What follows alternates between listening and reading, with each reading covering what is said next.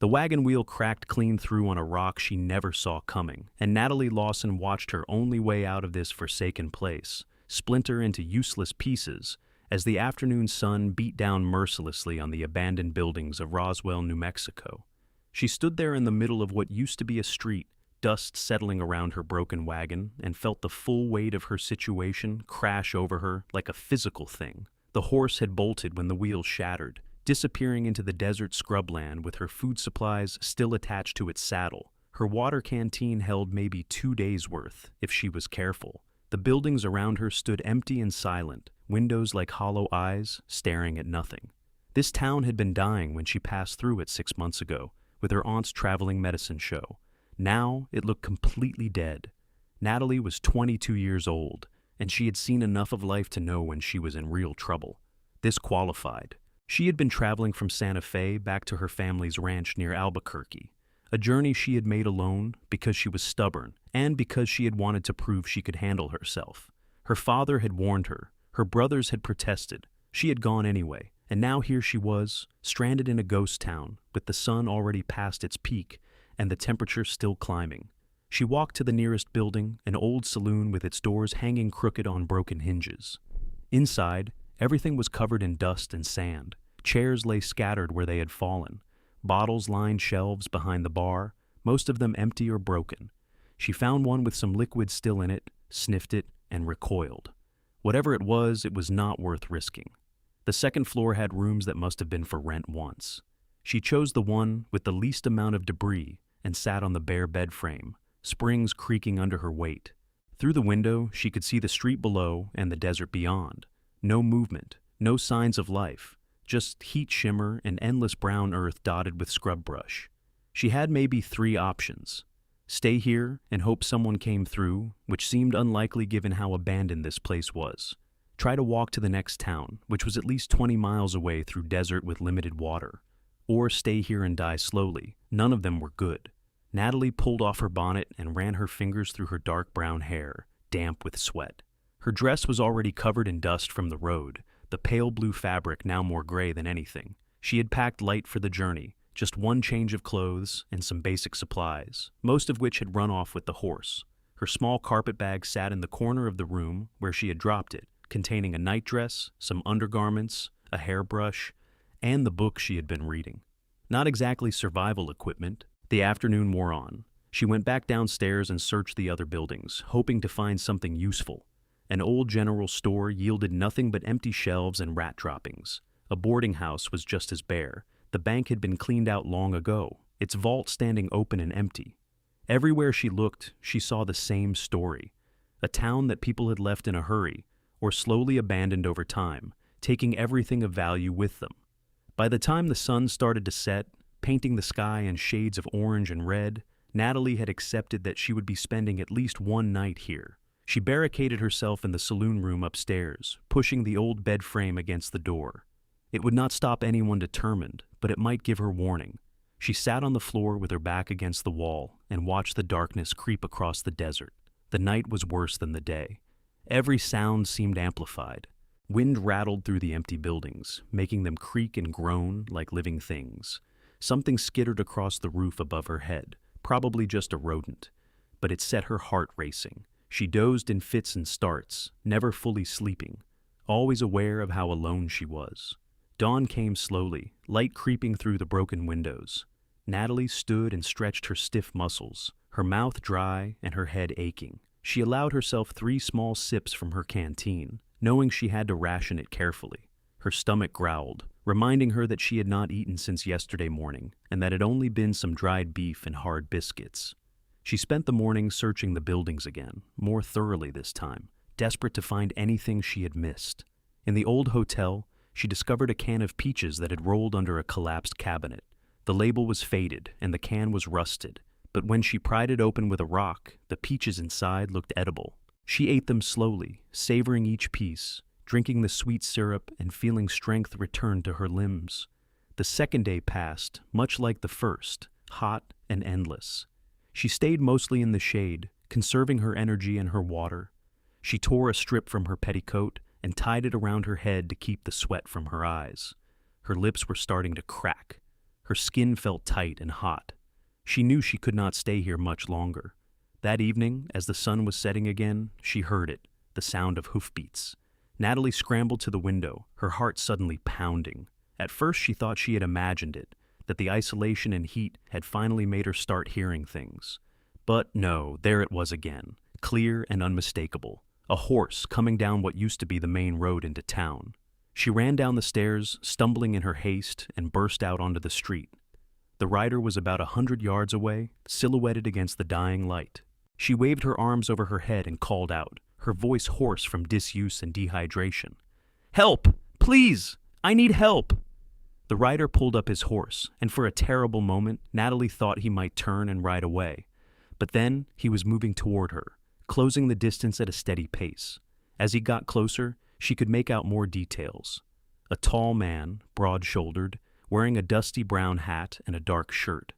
A bandana was tied around his neck. He had a rifle in a scabbard on his saddle, and saddlebags that looked full and well-maintained. He stopped his horse about 10 feet from where she stood and looked down at her. In the fading light, she could see his face was tanned and weathered, with strong features and eyes that were cautious but not unkind.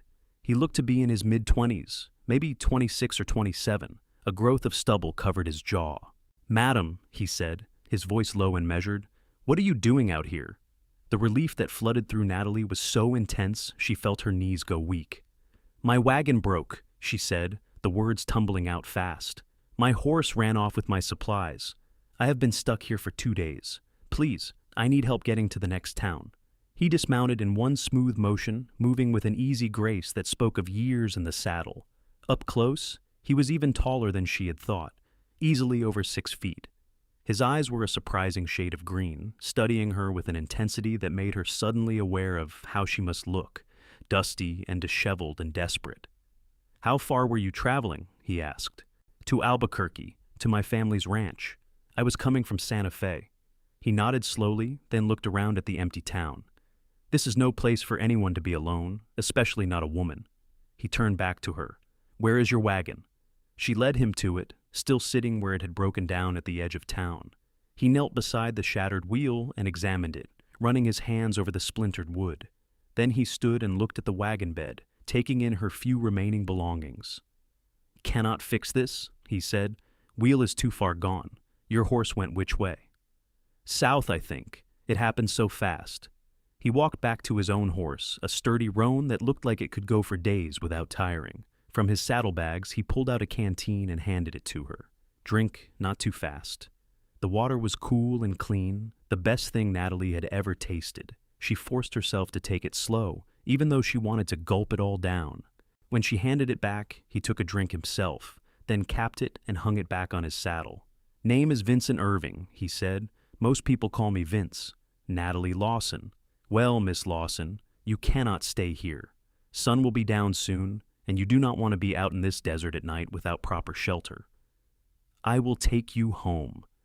The words were simple and direct, no hesitation in them. Natalie felt something in her chest ease, a tension she had been carrying for 2 days finally releasing. "Thank you," she said, and her voice came out rough with emotion. "Thank you so much." "Gather what you need from your wagon," he said. "Only what you can carry. We will have to ride double, and my horse can only handle so much." She quickly sorted through her belongings, taking only her carpet bag with her change of clothes and a few personal items. Everything else she left behind, including the broken wagon and the memories of the last 2 terrifying days. Vincent helped her up onto his horse, and she settled into the saddle. Then he swung up behind her, his body solid and warm against her back. She tensed for a moment, not used to such close contact with a stranger, but there was no other way. "Hold on," he said, and his arms came around her as he took the reins. "It is about 3 hours to the nearest town with an inn. Can you manage?" "Yes," she said, though in truth she was exhausted and sore and still shaken. But she would manage. She had no choice. They rode out of Roswell as the last light faded from the sky, heading north into the darkness. The horse moved at a steady trot, not too fast, but covering ground efficiently. Behind them, the ghost town disappeared into the night, and Natalie found herself leaning back against Vincent's chest, drawing comfort from his solid presence. "What were you doing out this way?" she asked after a while. needing to hear a human voice after so much silence. "Heading south," he said. "Got business in Las Cruces, ranch work. I work as a hired hand, go where the work takes me." "Lucky for me, you came through when you did." "Lucky," he agreed. "This road does not see much traffic anymore. Town dried up when the silver mine closed about 5 years back. Most folks take the route further west now." Natalie shivered despite the warmth of the night. She had been so close to being completely out of luck. If Vincent had not come along, if he had taken a different route, if he had passed through just a day earlier or later, she might have died out there. "You should not have been traveling alone," he said, and there was no judgment in his tone, just statement of fact. "I know," she admitted. "My father told me the same thing. I thought I could handle it." Desert does not care what you think you can handle. It just is. You respect it, or it kills you. They rode in silence for a while after that. The moon rose, nearly full, casting silver light across the landscape. Natalie had never been more aware of the vastness of the land, how small and fragile human beings were against it. The desert stretched out in all directions, endless and indifferent. She must have dozed off at some point because she jerked awake when Vincent said her name softly. "Miss Lawson, we are here." They had arrived at a small settlement, just a handful of buildings clustered around a crossroads. A wooden sign proclaimed it to be Copper Springs. Most of the buildings were dark, but one showed lamplight in its windows. An inn from the look of it. Vincent dismounted and helped her down.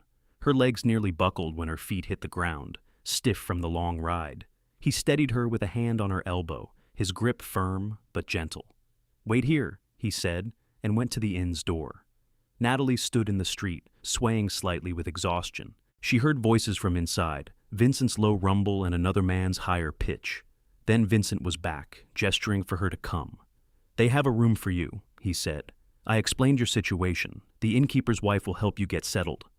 The innkeeper was a portly man with thinning hair, and his wife was a motherly woman who took one look at Natalie and made sympathetic clucking sounds. "You poor dear," she said. "Come with me. We will get you cleaned up and fed." Natalie turned to Vincent, suddenly not wanting him to leave. He had saved her life, and she did not even know how to begin thanking him properly. "Will you be here in the morning?" she asked. He hesitated, and she saw him calculating something in his head. "I can spare a day," he said finally.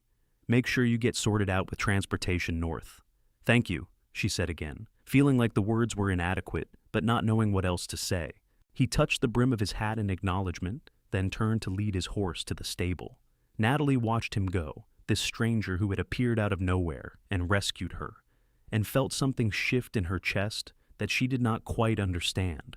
The innkeeper's wife, who introduced herself as Mrs. Patterson, led Natalie upstairs to a small but clean room.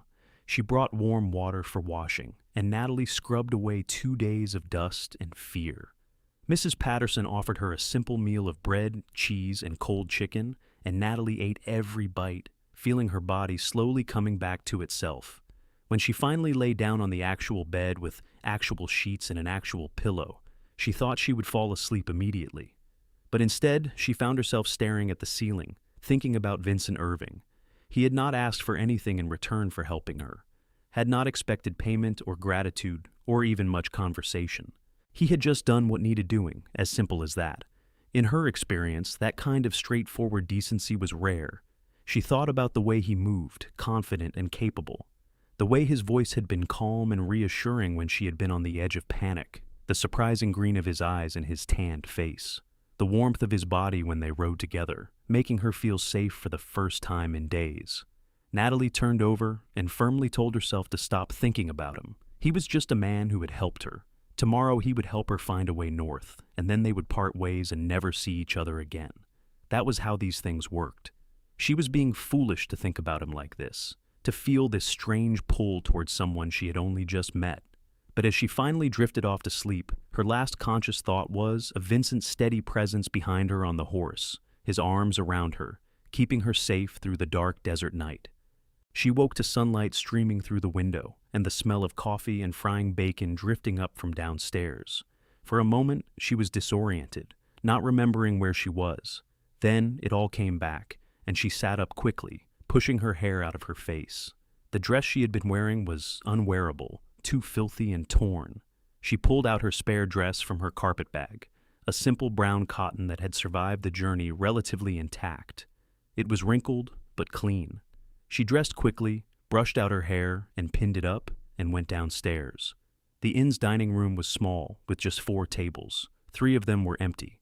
At the 4th sat Vincent, eating breakfast and reading a newspaper that looked several days old. He looked up when she came in, and she saw that he had shaved and cleaned up, his face now showing the strong line of his jaw and a small scar above his left eyebrow. "Morning," he said, gesturing to the empty chair across from him. "Mrs. Patterson said you should eat before we start figuring out your travel arrangements." Natalie sat down, and moments later, Mrs. Patterson appeared with a plate of eggs, bacon, biscuits, and fried potatoes. She ate while Vincent went back to his newspaper, the silence between them comfortable rather than awkward. When she had finished, he folded the paper and set it aside. "I spoke with the station agent this morning.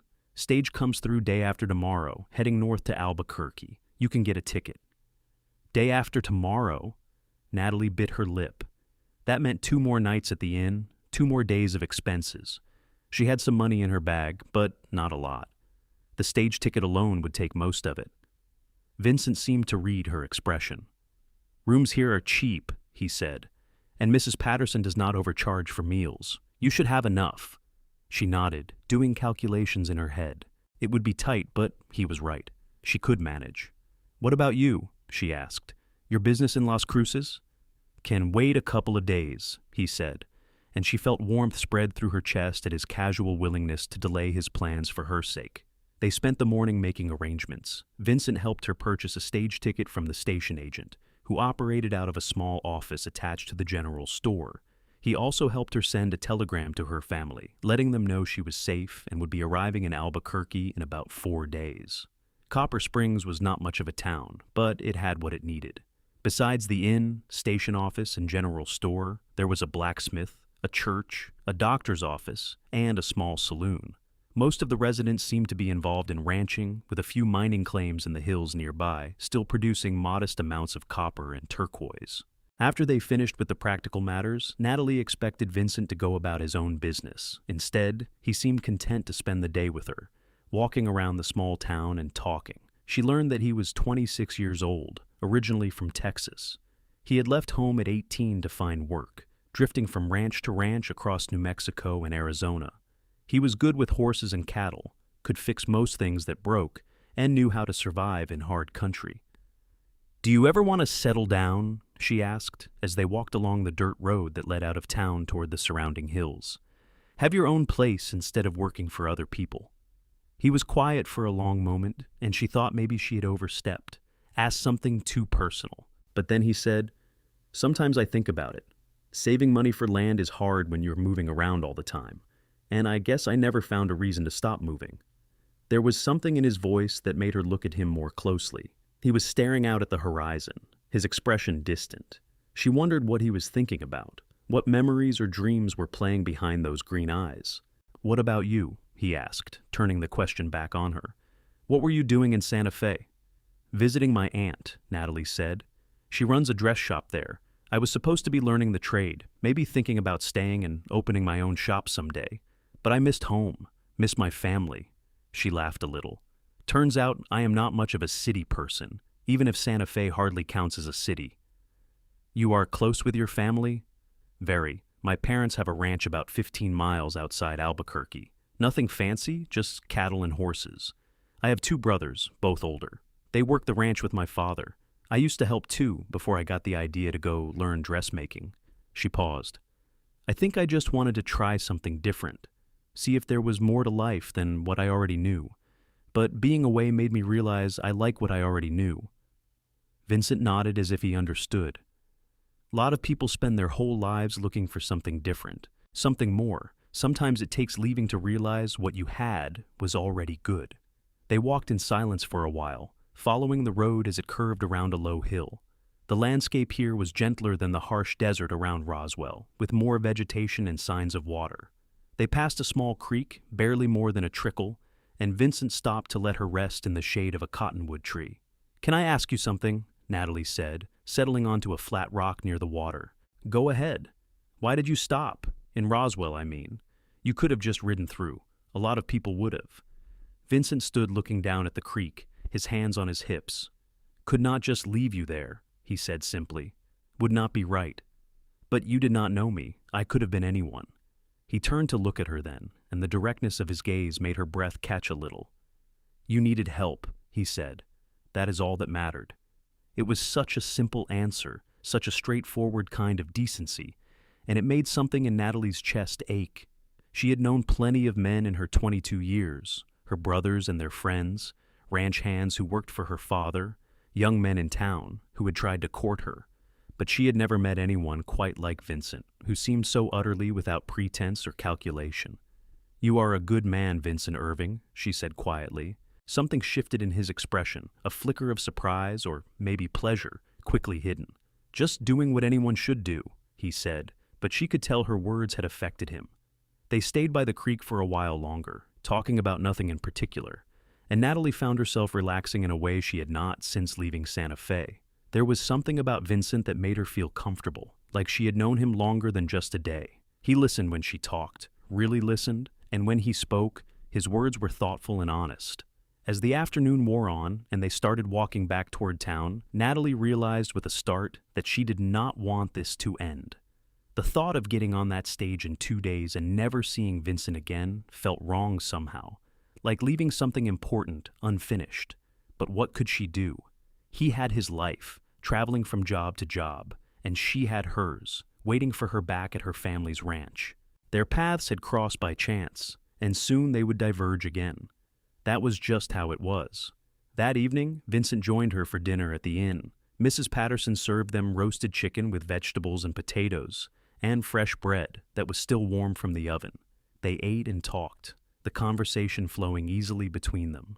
Natalie told him about growing up on the ranch, about learning to ride when she was 5, and how her brothers had taught her to rope cattle. He told her about his travels, about the different places he had worked, and the things he had seen. Ever think about going back to Texas? She asked. Seeing your family? His expression closed off slightly, and she knew she had touched on something painful. Not much family left to see, he said. My mother passed when I was 14. Father died a year after I left home. Got a sister somewhere, married and moved east. But we lost touch years ago. I am sorry, Natalie said, meaning it. She could not imagine being so alone in the world, so untethered from family and place. He shrugged, but she could see the old grief in his eyes. It is what it is. You learn to make your own way.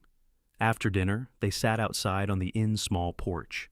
The night was clear and cool, stars scattered across the black sky in vast profusion. A dog barked somewhere in the distance. The wind rustled through the cottonwoods at the edge of town.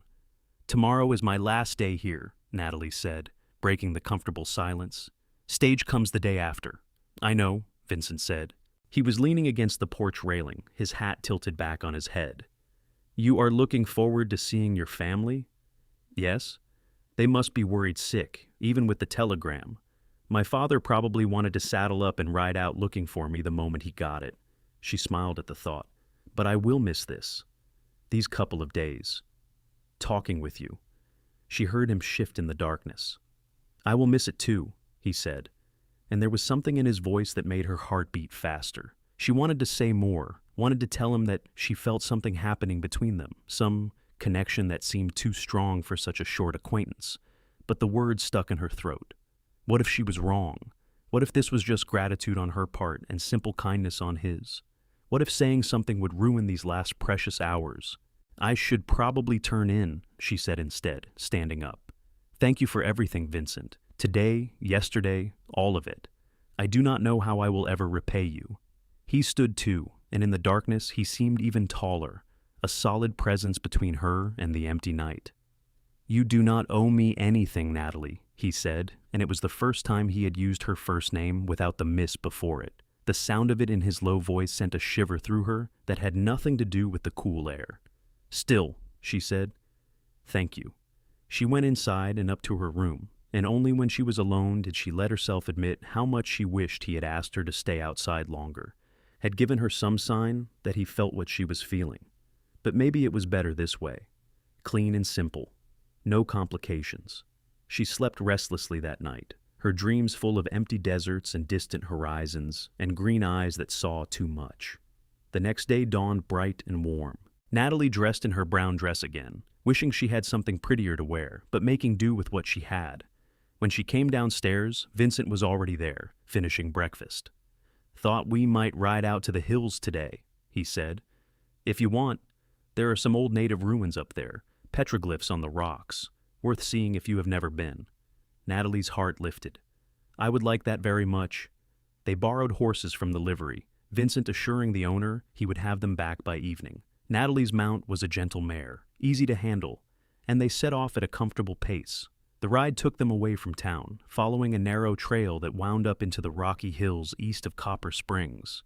The ruins, when they reached them, were ancient and beautiful. Stone walls still stood in places, outlining what had once been rooms and structures. Petroglyphs covered a long rock face, spirals and animals and strange figures that seemed to tell stories in a language Natalie could not read. "Pueblo people," Vincent said, running his hand lightly over one of the carvings. "Lived here hundreds of years ago, maybe longer." "Why did they leave?" Natalie asked, studying a petroglyph that looked like a sun with rays extending in all directions. "Drought, probably, happens in this country. Water dries up, you move on, or you die." They explored the ruins for over an hour, and Natalie found herself intensely aware of Vincent's presence beside her. Every time he pointed something out or helped her climb over a rough spot, she felt that pull again, that inexplicable attraction. She caught him watching her once or twice, his expression thoughtful, but when their eyes met, he would look away. They ate lunch sitting on a flat rock overlooking the valley below, sharing the food Mrs. Patterson had packed for them. Cheese and bread and apples, simple but satisfying. The sun was warm on Natalie's face, and she closed her eyes for a moment, memorizing the feeling of this day, this place, this man beside her. "Natalie," Vincent said, and something in his voice made her open her eyes and turn to him. He was looking at her with an intensity that made her breath catch. "I need to tell you something." Her heart started pounding. "What is it?" He seemed to struggle with the words, his jaw working. Then he said, "I know we just met. I know this is crazy, but I cannot let you get on that stage tomorrow without telling you that these past 2 days have meant something to me. More than they probably should." Natalie stared at him, hardly daring to believe what she was hearing. "Vincent, you do not have to say anything," he said quickly. "I just needed you to know. You are not like anyone I have ever met, and the thought of never seeing you again after tomorrow, it does not sit right with me."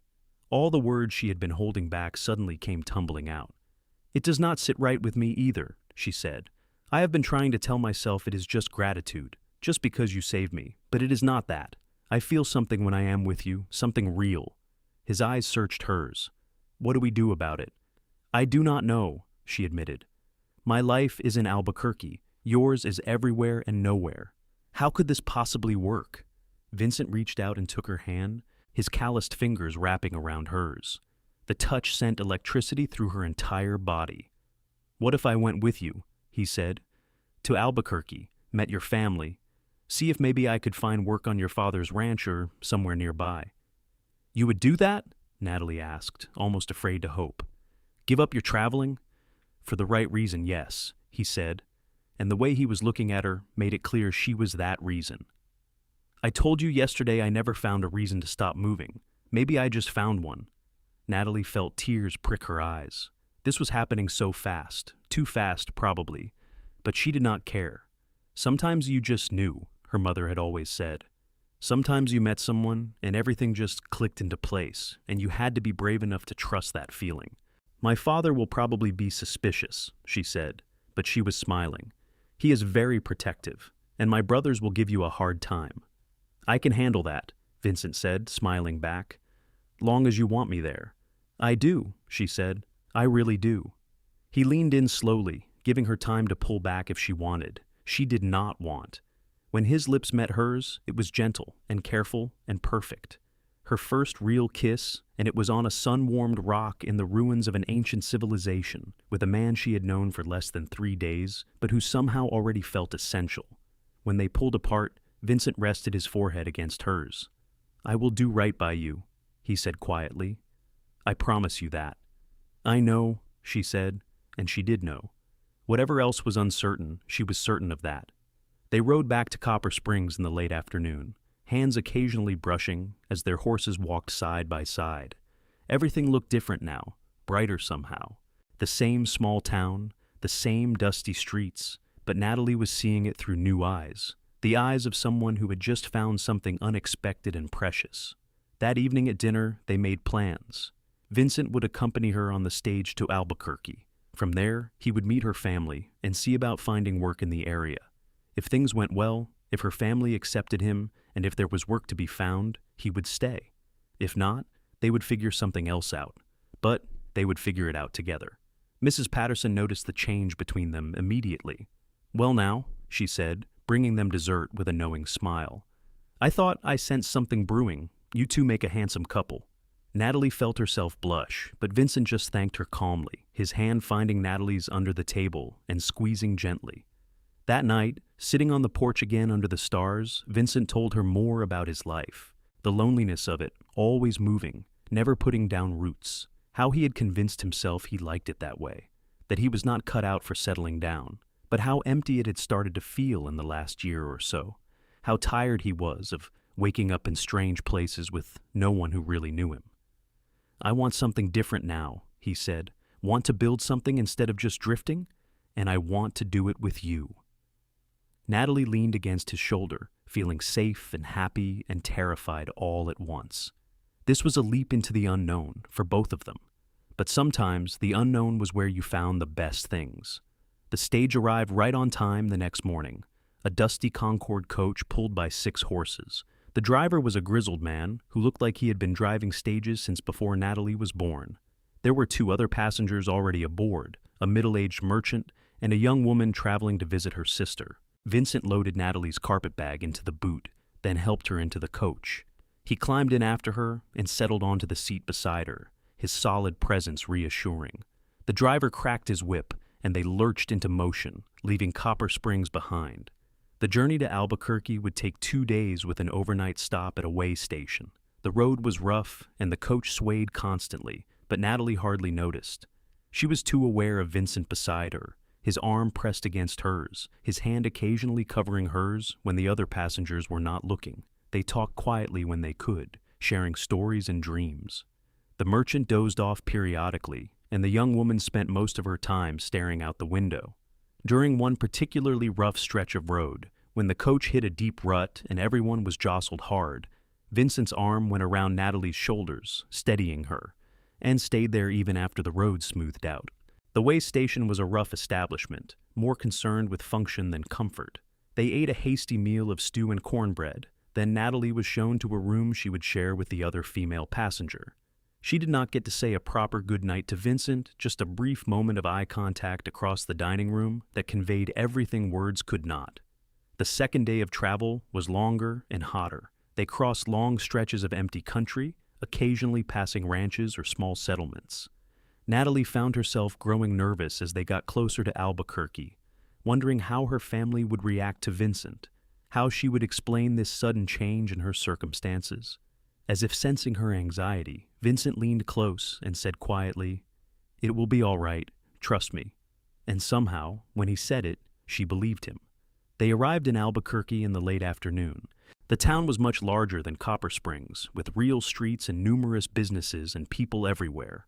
The stage stopped in front of the depot, and passengers began gathering their belongings and disembarking. Natalie's heart was pounding as Vincent helped her down from the coach. She scanned the street, looking for familiar faces, and spotted them almost immediately.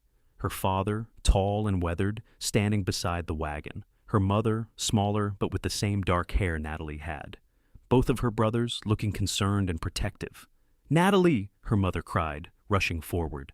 "Oh, thank God, we were so worried." Natalie found herself enveloped in her mother's embrace, her father's large hand on her shoulder, her brothers crowding close. For a moment it was chaos, everyone talking at once, asking if she was all right. What had happened? "I am fine," she said, pulling back. "I am fine, really. But there is someone I need you to meet." She turned to where Vincent stood a few feet away, holding his hat in his hands, waiting patiently. "This is Vincent Irving. He found me when my wagon broke down near Roswell. He saved my life." Her father stepped forward, extending his hand. "Then we owe you a debt, Mr. Irving." Vincent shook his hand firmly. "Just doing what was right, sir.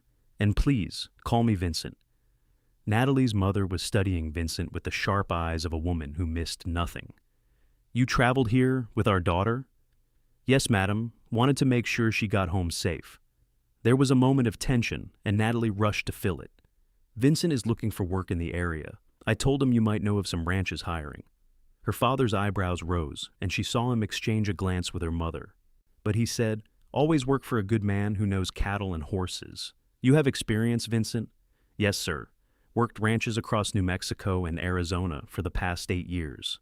Her brother Matthew, the older of the two at 28, spoke up. "We could use an extra hand at our place, Pa, especially with spring roundup coming." Her father nodded slowly. "We will talk about it. For now, let us get home. Your mother has been cooking for 2 days straight, convinced you would arrive starving." They loaded into the wagon. Natalie squeezed between her parents on the bench, while her brothers and Vincent climbed into the back.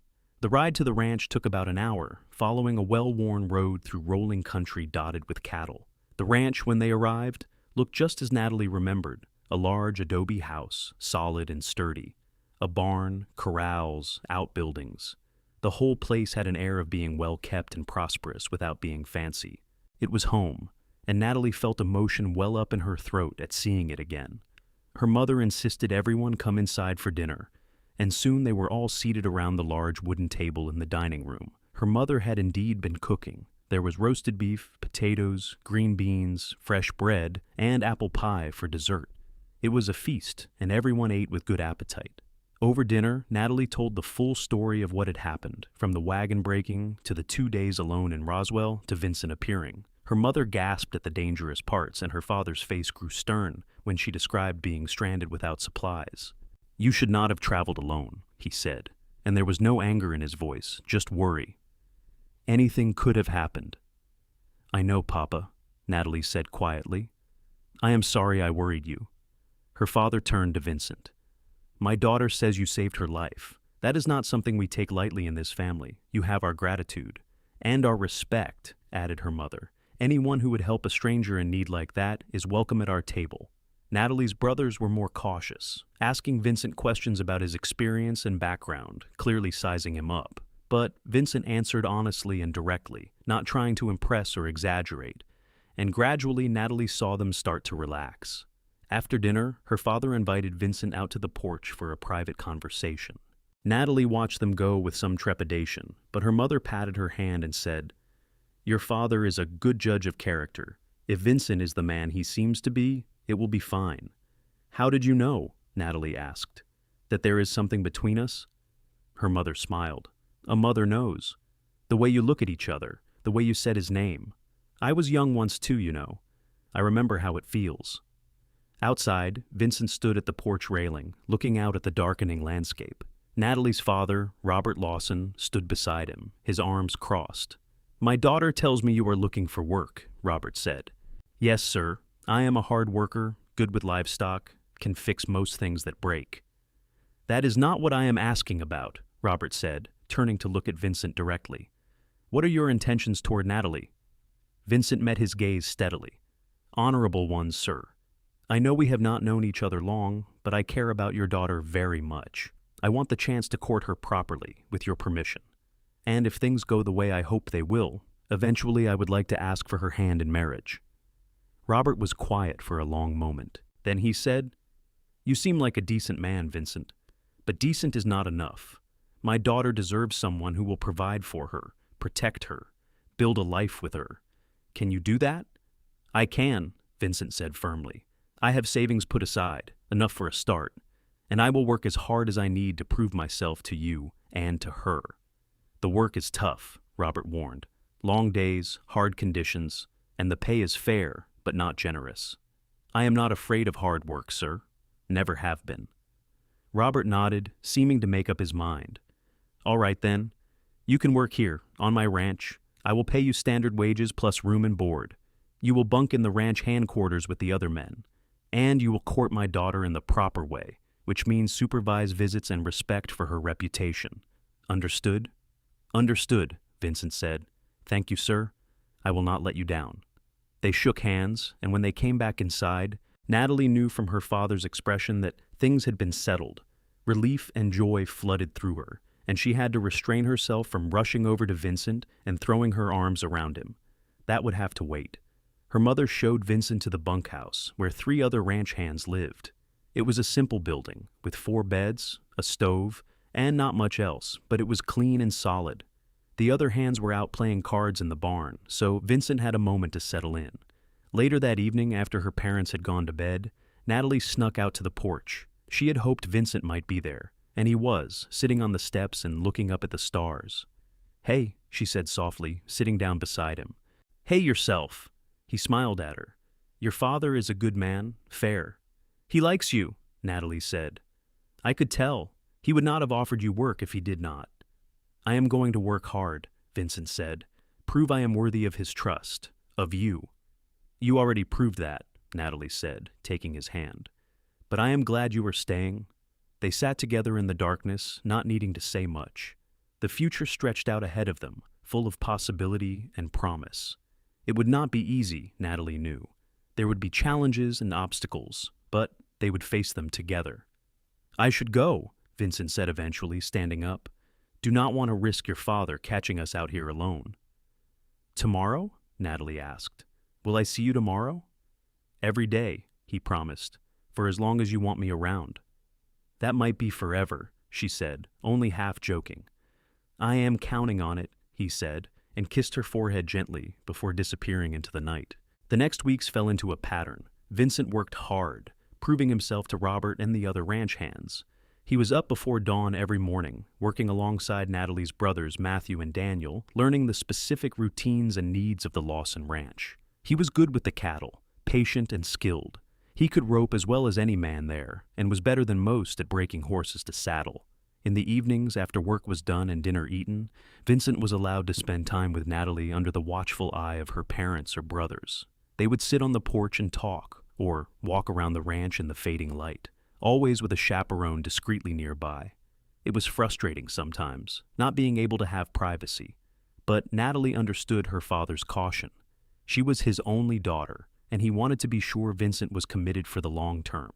For his part, Vincent bore the scrutiny with patience and good humor. He answered all of Robert's questions honestly, deferred to her mother's judgment on matters of propriety, and won over her brothers through sheer competence and reliability.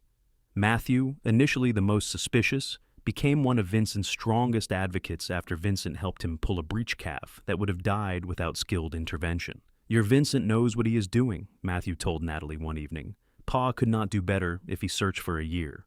Spring turned to summer. The roundup came and went, hard work that left everyone exhausted but satisfied. The ranch was doing well, the cattle healthy, and the prices good. Vincent had been there for 3 months, and it seemed like he had always been part of the family. One evening in June, after a particularly long day of mending fences, Vincent asked Robert for permission to take Natalie into town the next day, Sunday, for the church service and the social afterward. It would be the first time they had been away from the ranch together, and Natalie's heart raced when her father agreed. They rode into Albuquerque in the wagon, Natalie wearing her best dress, a pale green cotton that her aunt had made for her in Santa Fe. Vincent had on clean trousers and a white shirt, his dark hair neatly combed. He looked handsome and nervous, and Natalie found it endearing. The church service was pleasant, and afterward there was a social gathering with food and music. Natalie introduced Vincent to people she had known all her life, and he was polite and charming, making a good impression. When the dancing started, he asked her for a waltz. "I am not much of a dancer," he admitted as they moved together to the music. "Never had much call for it." "You are doing fine," Natalie said, and it was true. He was a bit stiff, but keeping time well enough. More importantly, being in his arms, even in the circumspect way appropriate for a public dance, felt wonderful. "I have been thinking," Vincent said, his voice low enough that only she could hear over the music. "About us, about the future." "What about it?" Natalie asked, her heart starting to beat faster. "I think it is time I talk to your father again," he said, officially this time. Natalie understood what he meant. He wanted to ask for her hand. She had known it was coming, had been hoping for it. But now that the moment was here, she felt almost dizzy with excitement. "Are you sure?" she asked. It has only been 3 months. I have never been more sure of anything, Vincent said, looking down at her with those green eyes that still made her breath catch. I love you, Natalie Lawson. I want to spend my life with you. I love you too, she whispered, not caring who might overhear. So much. When they returned to the ranch that evening, Vincent immediately sought out Robert, who was in his study going over account books. Natalie waited in the parlor with her mother, both of them pretending to be occupied with needlework, while actually listening intently to the murmur of male voices from the other room. After what seemed like an eternity, but was probably only 10 minutes, the door opened and both men emerged. Robert looked stern, but there was a softness around his eyes that gave him away. Vincent looked relieved and happy. Natalie, her father said, Vincent has something to ask you. Vincent crossed the room, and, to Natalie's surprise and delight, got down on one knee. He took her hand in his, and she saw that he was trembling slightly. Natalie Lawson, he said, his voice steady despite his obvious nerves. Will you do me the honor of becoming my wife? Yes, Natalie said immediately, tears of joy streaming down her face. Yes, absolutely yes. He stood and pulled her into his arms, and for the first time in front of her parents, he kissed her properly, deeply, a kiss full of promise and passion and love. When they finally broke apart, Natalie's mother was crying too, and even her father looked suspiciously misty-eyed. I suppose we have a wedding to plan, her mother said, smiling through her tears. The wedding was set for September, giving them 3 months to prepare. It would be a simple affair, held at the ranch with friends and family. Natalie's mother took charge of the planning, with the kind of organizational fervor usually reserved for military campaigns. There would be food, music, dancing, and a proper celebration. During those 3 months, Vincent continued working on the ranch. But now he was working towards something more. Robert sat him down and made him a proposition. The ranch was successful, but Robert was not getting any younger, and Matthew and Daniel both had plans of their own. Matthew wanted to start his own ranch on a piece of land to the north, and Daniel had been talking about trying his hand at mining. If Vincent proved himself and married Natalie, Robert would make him a partner in the ranch, with the understanding that eventually Vincent and Natalie would take over the whole operation. It was more than Vincent had ever dreamed of. Not just a job, but a real stake in something, a future, and a home.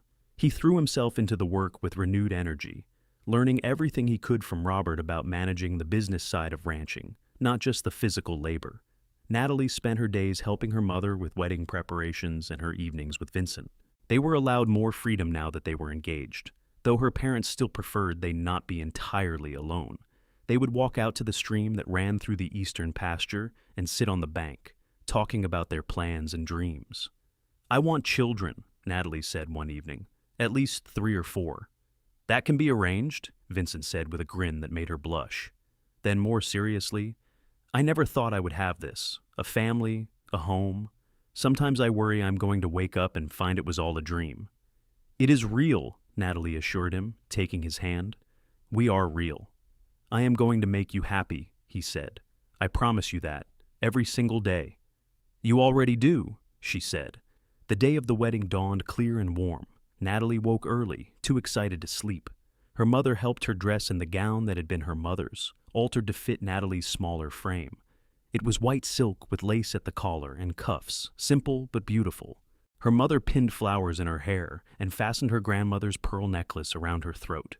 You look beautiful, her mother said, tears in her eyes. Your father is going to cry, though he will deny it. The ceremony was held in the yard under a bower that Matthew and Daniel had constructed from cottonwood branches and decorated with wildflowers. A traveling preacher who made the circuit through the area had been hired to perform the service. Chairs had been set up for the guests, about 30 people in all, mostly neighbors and friends from town. Natalie walked out on her father's arm, and the moment she saw Vincent standing at the end of the aisle, everything else faded away. He was wearing a new suit, black with a string tie, and he looked more handsome than she had ever seen him. But it was the expression on his face that undid her, pure love and joy, and a hint of awe, as if he could not quite believe his good fortune. Robert placed Natalie's hand in Vincent's and stepped back. The preacher began the service, but Natalie barely heard the words. She was too focused on Vincent's face, on the feel of his hand holding hers, on the magnitude of what they were doing. They were binding their lives together, promising to face whatever came as partners and equals. "Do you, Vincent Irving, take this woman to be your lawfully wedded wife?" the preacher asked. "I do," Vincent said, his voice firm and clear. "And do you, Natalie Lawson, take this man to be your lawfully wedded husband?" "I do," Natalie said, and her voice did not waver. "Then by the power vested in me, I pronounce you husband and wife. You may kiss your bride." Vincent cupped her face in his hands and kissed her gently, reverently, and Natalie heard applause and cheers from their guests. When they pulled apart and turned to face everyone, she saw that her father was indeed crying, though he wiped the tears away quickly and tried to look stern. The celebration afterward was everything Natalie had hoped for. There was food in abundance: roasted beef and chicken, corn and beans, fresh bread and pies. A musician with a fiddle provided music, and people danced on the wooden platform that had been laid down for the purpose. Vincent and Natalie had the first dance, a waltz that Vincent managed much better than he had at the church social months ago. "My wife," he said, smiling down at her, still getting used to that. "My husband," she replied. "I like the sound of it." They danced several more times, but also spent time mingling with guests, accepting congratulations and good wishes. Natalie's brothers cornered Vincent at one point, and she saw them talking seriously before all three men burst into laughter and shook hands. Whatever test her brothers had been putting him through, it seemed he had passed. As evening fell and the party wound down, Natalie and Vincent slipped away to the small house that Robert had given them as a wedding present. It was only a quarter-mile from the main ranch house, a simple adobe structure with 2 bedrooms, a kitchen, and a parlor. Natalie's mother had furnished it over the past weeks, and now it was ready for them to begin their married life. Inside, Vincent lit lamps and turned to look at Natalie. They were finally, truly alone, and the air between them seemed charged with electricity. He crossed to her and very slowly began unpinning the flowers from her hair, his fingers gentle. Then he kissed her, and this kiss was different from all the others, deeper and more urgent, carrying the promise of what was to come. "I love you," he said against her lips. "So much." "Show me," Natalie whispered, and he did.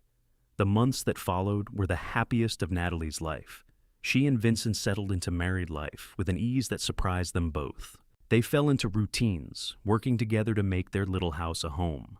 Vincent continued working the ranch alongside her father and brothers, and Natalie helped with the household work and also with some of the lighter ranch chores. She had always been good with horses, and she took over the training of the younger animals. As winter approached, Natalie realized she was pregnant. She told Vincent one evening after dinner, and the look of pure joy on his face was something she would treasure forever. He picked her up and spun her around, laughing, then immediately set her down and apologized, worried he had been too rough. "I am not made of glass," she said, laughing. "But yes, we are going to have a baby." "A baby," he repeated, shaking his head in wonder. "Our baby." They told her parents the next day, and her mother immediately went into planning mode, talking about cribs and baby clothes and all the things they would need. Her father clapped Vincent on the back and said gruffly, "About time. This ranch needs another generation." The pregnancy progressed smoothly. Natalie had some morning sickness in the early months, but nothing too severe. As her belly grew, Vincent became almost comically protective, insisting she rest more and not lift anything heavy. She found it endearing even when it was annoying. They spent the winter evenings in their little house, Vincent reading aloud while Natalie sewed baby clothes. They debated names endlessly. If it was a boy, Vincent liked Robert after Natalie's father, or James. If it was a girl, Natalie liked Sarah or Elizabeth. They did not decide, wanting to wait until they met the baby. In March, when the first signs of spring were showing, Natalie went into labor. Her mother and the midwife from town were there to help, sending Vincent and the other men outside to wait.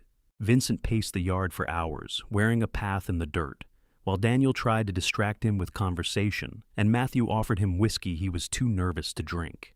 Finally, as dawn was breaking, they heard it, the sharp, strong cry of a newborn baby.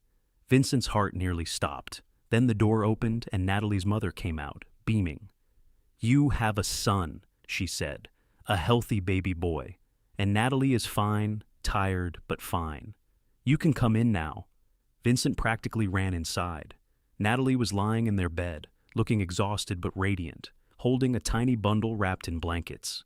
She looked up as he entered, and her smile was the most beautiful thing he had ever seen. "Come meet your son," she said softly. Vincent crossed to the bed and looked down at the baby. He had a shock of dark hair and a red wrinkled face. His eyes were closed, but even as Vincent watched, they opened briefly, showing dark blue that would probably change color over time. He was perfect, absolutely perfect. "Hello there," Vincent said, his voice rough with emotion. "I am your papa." The baby made a small sound, and Vincent looked at Natalie with wonder. "Can I hold him?" She carefully transferred the baby into his arms, and Vincent cradled his son against his chest. The weight of him, the reality of him, was overwhelming. This tiny person, half him and half Natalie, a whole new life they had created together. "What should we name him?" Natalie asked. Vincent thought about it, looking down at his son. "What about William?" he said. "William Robert Irving. William after my father, Robert after yours." "William," Natalie repeated, trying it out. "I like it. Will for short." "Will," Vincent agreed, and the baby seemed to settle at the sound of his name. The next months were exhausting and wonderful in equal measure. Will was a good baby, not too fussy, but he still required constant attention. Vincent took to fatherhood with the same quiet competence he brought to everything else. He would walk Will around the house at night when he was fussy, singing old songs in his low voice. He changed diapers without complaint and rocked the baby to sleep, while Natalie caught a few precious hours of rest. Natalie's parents were besotted with their first grandchild. Her father, gruff Robert, became almost comically soft when holding Will, and her mother was constantly bringing over things she had made, little clothes and blankets and toys. As Will grew, so did the ranch. With Vincent's help and energy, Robert expanded the operation, buying more land and increasing the herd. Vincent proved to have a good head for business as well as ranching, and Robert increasingly relied on his judgment. True to his word, Robert made Vincent a full partner, drawing up papers that gave him a 40% stake in the ranch. Matthew started his own place to the north, and Daniel, after a brief stint at mining that proved unsuccessful, came back to work the family ranch alongside Vincent. The brothers had become genuine friends, and Daniel often joked that Vincent was a better brother than Matthew, earning himself a good-natured shove whenever Matthew heard it. When Will was 2 years old, Natalie found herself pregnant again. This time, she knew what to expect, and the pregnancy felt easier somehow. She and Vincent had fallen into a comfortable rhythm, partners in every sense of the word.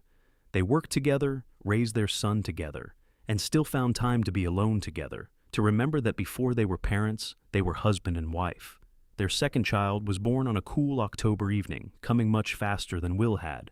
This time it was a girl, and they named her Rose after the town where they had first met, Roswell. She had Natalie's dark hair and Vincent's green eyes, a beautiful combination.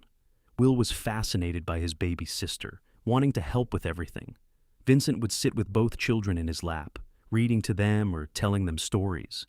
And Natalie would watch from the doorway, her heart so full she thought it might burst. The years passed in a blur of hard work and deep happiness. Will grew into a sturdy, serious boy who loved working with the cattle alongside his father and grandfather. Rose was more adventurous, always getting into things, keeping everyone on their toes.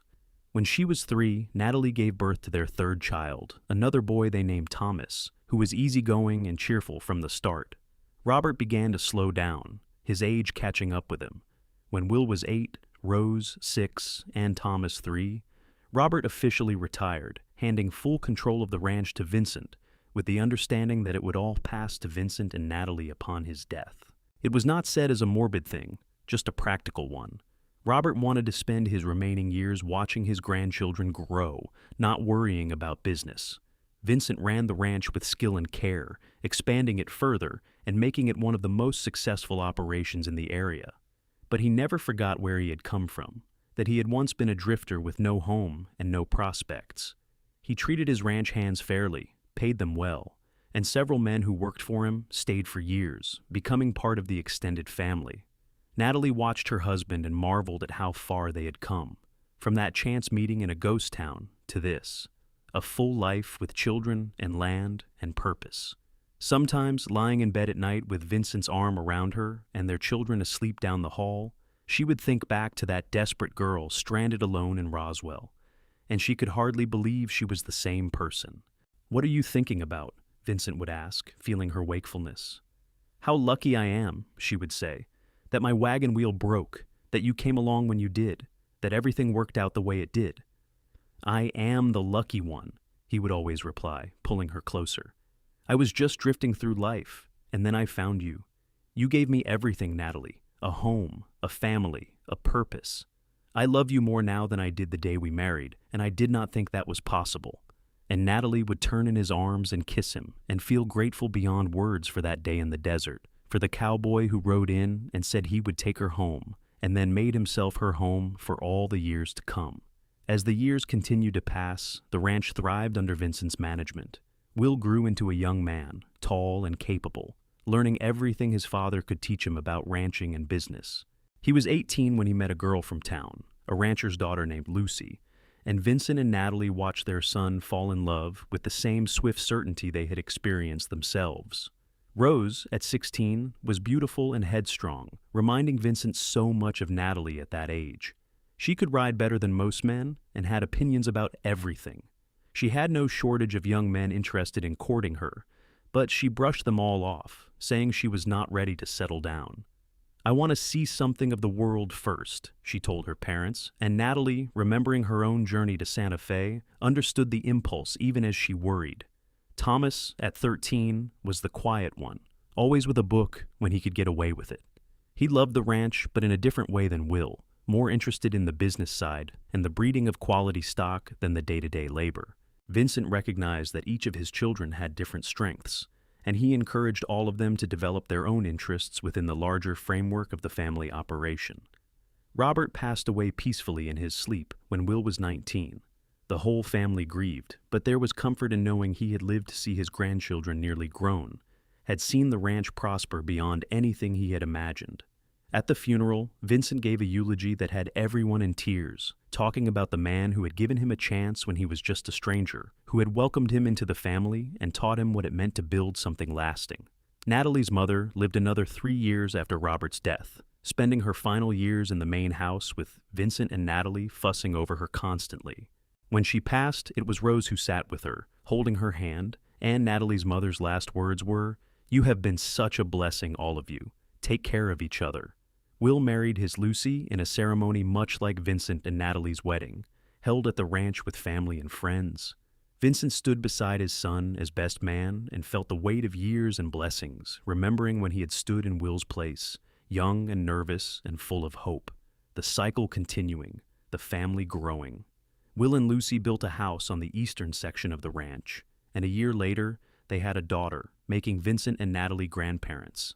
Holding that baby girl, named Helen after Lucy's mother, Vincent was transported back to the day Will was born, the overwhelming rush of love and responsibility. Now it was his son's turn to experience that, and Vincent found himself offering advice and support, remembering how much he had needed it himself.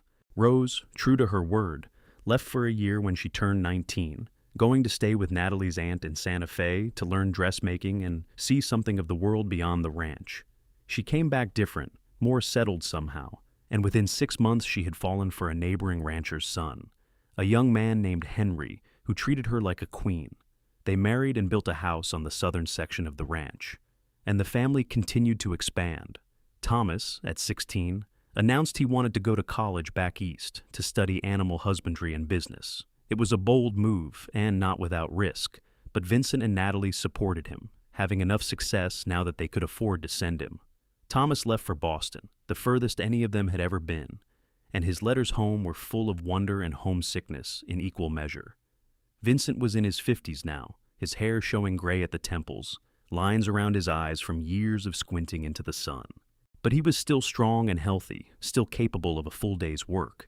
Natalie, too, had aged gracefully, her dark hair threaded with silver, her face showing the marks of laughter and sun. They were comfortable together in the way only decades of marriage could create, able to communicate with just a look or a touch. They had built something remarkable. The ranch now covered over 5,000 acres, running thousands of head of cattle. Will was learning to take over management, with Vincent gradually stepping back the way Robert had done. Rose and Henry ran a successful horse breeding operation on their section. Thomas, when he returned from college with his degree, would bring new ideas and methods to improve the whole enterprise. But more than the business success, they had built a family, children, grandchildren, and by the time Vincent was 60, even great-grandchildren were starting to arrive. The ranch was never quiet, always full of children playing, people working, life being lived to its fullest. On their 30th wedding anniversary, Vincent and Natalie took a rare day off from work to ride out to the place where their house had first stood. They had long since moved into the main ranch house after Robert's death, and their original little house was now used for storage, but the memories there were sweet. They sat on the porch steps, much as they had done 30 years before, and looked out at the land they had built together. Vincent took Natalie's hand, her fingers still fitting perfectly in his. "Do you ever regret it?" he asked. "That your wagon broke down in Roswell? That you got stranded and your life changed completely?" Natalie turned to look at him. This man who had saved her, and then loved her, and built a life with her. His face was as dear to her now as it had been at 26, maybe more so for all the years and experiences written there. "Never," she said firmly. "Not for one single moment. You gave me everything, Vincent. You still give me everything every day. You gave me a home," he said quietly. "A real home, not just a place. You gave me purpose and family and love. I was nothing before you, Natalie, just a man drifting through life. You made me into someone who mattered. You always mattered," she said. "You were always good and strong and kind. I just got lucky enough that you chose to stop drifting with me." He kissed her then, soft and sweet. A kiss that held 3 decades of love and commitment and partnership. When they pulled apart, Natalie rested her head on his shoulder, and they sat together in comfortable silence, watching the sun set over their land. "Do you remember what I said to you that day in Roswell?" Vincent asked after a while. "You said a lot of things," Natalie replied, smiling. "I said I would take you home," Vincent said. "And I did. But what I did not know then was that you were not just going home. You were becoming my home, you and the children in this place, all of it. We found home together," Natalie said. "That is what matters." They sat until the stars came out, the same stars that had shone over them when they first met, when they first fell in love, through all the years and all the changes. The desert night was cool and clear, and in the distance they could hear voices from the main house, their family gathering for dinner, waiting for them.